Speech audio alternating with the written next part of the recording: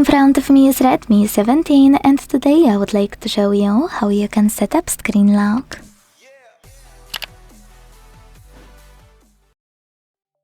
First of all, go into settings and scroll to click on this section here called Fingerprints, Face Data and Screen Lock.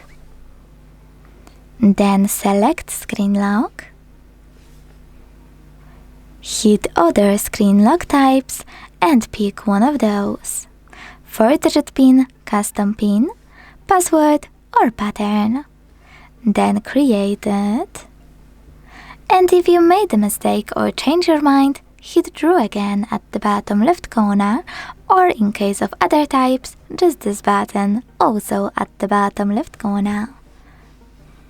Now select Next, repeat your login method to confirm it, and hit OK. Choose whatever you want to record fingerprint pop-up. If you don't want to do it now, just tap on Cancel, and if you do, choose Record and follow all of the instructions from your screen.